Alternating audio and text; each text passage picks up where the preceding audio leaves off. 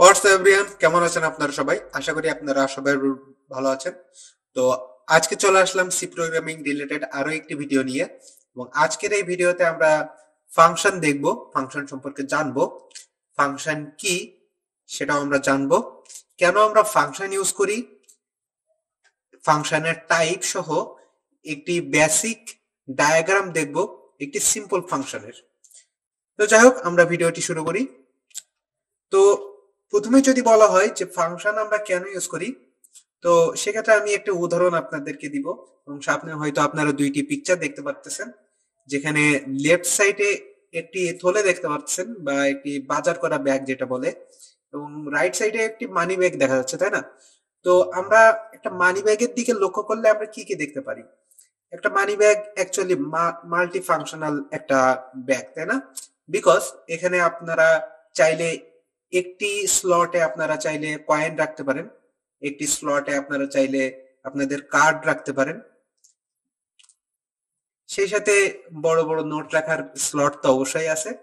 তো একটি মানি ব্যাগের দিকে যদি আমরা তাকাই তাহলে কিন্তু আমরা এটাই দেখতে পারি যে একটি মানি ব্যাগ অ্যাকচুয়ালি একটি মাল্টি ফাংশনাল একটা জিনিস, তাই না? বা যেখানে আপনার অর্থাৎ যেখানে আপনারা একই সাথে অনেক কিছু যেখানে আপনারা একই সাথে অনেক কিছু আলাদা আলাদাভাবে রাখতে পারবেন এবং সেই সাথে আলাদা আলাদাভাবে অ্যাক্সেস করতে পারবেন। বাট একটা বাজার করার ব্যাগের ক্ষেত্রে যদি আমরা তাকাই তাহলে আমরা কি দেখতে পারি? সাপোজ আপনি বাজারে গেলেন একটি বাজার করা ব্যাগ নিয়ে। আপনি সাপোজ প্রথমে পেঁয়াজ কিনলেন, ঝাল কিনলেন, সাপোজ আপনি মাছ কিনলেন, কাঁচা মাছ কিনলেন, দেন সাপোজ আপনি খাবার কিছু কিনলেন, সাপোজ বিস্কুট কিনলেন বা পাউরুটি কিনলেন, খাবার কিছু কিনলেন। তো সকল কিছু আপনি বাজার করার ব্যাগের ভিতরে রাখলেন, তাই না? আপনি চাইলেই কোনোটাকে আলাদা আলাদা ভাবে অ্যাক্সেস করতে পারতেছেন না। তো এখানে অ্যাকচুয়ালি ফাংশনের যে ধারণা, সেই ধারণাটা অ্যাকচুয়ালি অ্যারাইজ হয় যখন আমরা কোনো একটি বড় একটি কোড লিখি। তখন তখন বিভিন্ন ধরনের অপারেশন আমাদের কোডের ভিতরে করতে হয়। তো সকল অপারেশন আমরা যদি শুধু মেইন ফাংশনের ভিতরে লিখি তাহলে কোডগুলা দেখতে কিন্তু খুবই অসুন্দর লাগবে, তাই না? যদি এমনটা করা যায় যে আমাদের কোডের আলাদা আলাদা অপারেশন আলাদা আলাদা ব্লকের ভিতরে রেখে সেই ব্লকগুলোকে যদি আমরা অ্যাক্সেস করতে পারি তাহলে কিন্তু জিনিসটা অনেক বেশি বেটার হয়, তাই না? তাহলে কোডটা দেখতে অনেক বেশি সুন্দর হবে এবং সেই সাথে কোডটা বোঝার জন্য অনেক বেশি ভালো হবে। তো ফাংশন আমরা কেন ইউজ করি একটু আগে আমি আপনাদেরকে একটি এক্সাম্পলের মাধ্যমে বোঝানোর চেষ্টা করলাম। তাছাড়া বেসিক কিছু কি পয়েন্ট আছে যেগুলো আপনারা ভিডিওটি পজ করে আপনারা দেখে নিতে পারেন এবং নোট ডাউন করে নিতে পারেন। তো যাই হোক, আমরা এবার ফাংশনের প্রকারভেদ গুলা দেখব। তো ফাংশন অ্যাকচুয়ালি দুই প্রকার, এক হলো প্রি ডিফাইন্ড ফাংশন এবং দুই হলো ইউজার ডিফাইন্ড ফাংশন। যেখানে প্রি ডিফাইন্ড ফাংশনকে ইনবিল্ট ফাংশন বা লাইব্রেরি ফাংশনও বলা হয়। তো লাইব্রেরি ফাংশনের যদি এক্সাম্পল আমরা দেখি তাহলে স্ক্যানএফ, প্রিন্টএফ, গেটস, পুটস ইত্যাদি অনেক লাইব্রেরি ফাংশন আমরা ইতোমধ্যেই কিন্তু ইউজ করেছি, তাই না? যেমন প্রিন্টএফ কোনো কিছু আউটপুট দেখানোর জন্য আমরা প্রিন্টএফ ইউজ করি, স্ক্যানএফ ইউজ করি কোনো কিছু ইনপুট নেওয়ার জন্য, এবং সেই সাথে আমরা ইউজার ডিফাইন্ড একটি ফাংশন আমরা দেখতে পাচ্ছি যেখানে আমি একটি ফাংশন আমি ডিক্লেয়ার করেছি, যে ফাংশনটার নাম দিয়েছি আমি অ্যাড, এবং জাস্ট আমি এই ফাংশনের ভিতরে কোনো ধরনের অপারেশন করিনি, জাস্ট আমি -1 রিটার্ন করছি। আমরা অপারেশনের দিকে আস্তে আস্তে আগাবো।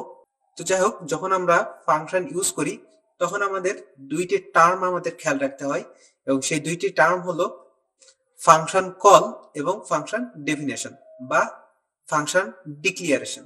অনেক সময় ফাংশন ডেফিনেশনকে ফাংশন ডিক্লারেশনও বলা হয়, মোটেই কনফিউজ হওয়ার দরকার নাই।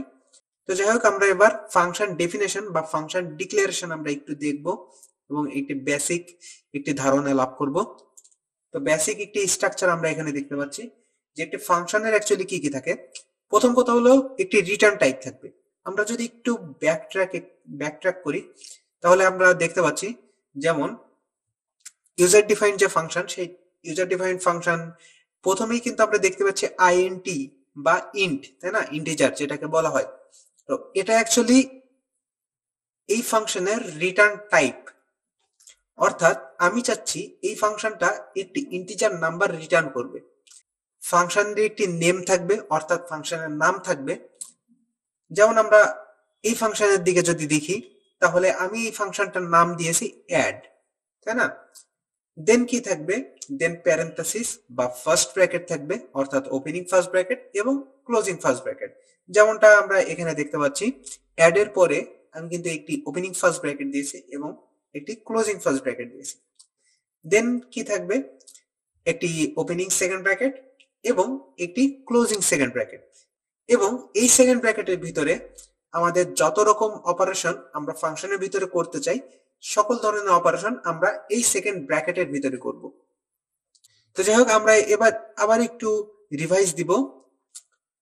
তো প্রথমেই আমরা একটি ফাংশন যখন ডিক্লেয়ার করব তখন আমাদের কি করতে হবে, অবশ্যই প্রথমে আমাদেরকে একটি রিটার্ন টাইপ দিতে হবে, তাই না? যেমন এই ফাংশনের ক্ষেত্রে আমি রিটার্ন টাইপ দিয়েছি আইএনটি বা ইন্টিজার।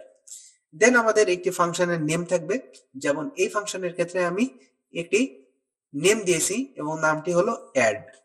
দেন আমাদের opening first bracket, closing first bracket, then একটি ওপেনিং কার্লি ব্র্যাকেট বা সেকেন্ড ব্র্যাকেট এবং একটি ক্লোজিং কার্লি ব্র্যাকেট বা সেকেন্ড ব্র্যাকেট।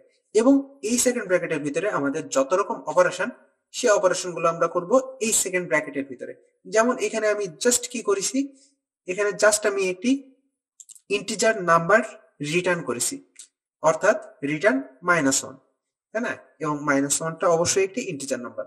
তো যাই হোক, আমি চাইলে আরো অনেক বেশি অপারেশন করতে পারতাম। আমি সাপোজ দুইটি নাম্বারের আমি যোগফল নির্ণয় করতে পারতাম, আমি আরো অনেক কিছু করতে পারতাম, বাট যেহেতু এটি ফাংশনের উপরে একটি বেসিক টিউটোরিয়াল, সেহেতু আমি বেশি কিছু করতে চাইনি।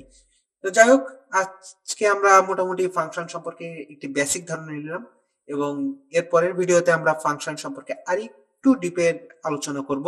তো এই ছিল আজকের ভিডিও। আজকের ভিডিওটি এই পর্যন্তই। যদি ভিডিওটি ভালো লেগে থাকে, please like, share and subscribe to my channel. So thank you everyone. Have a good day.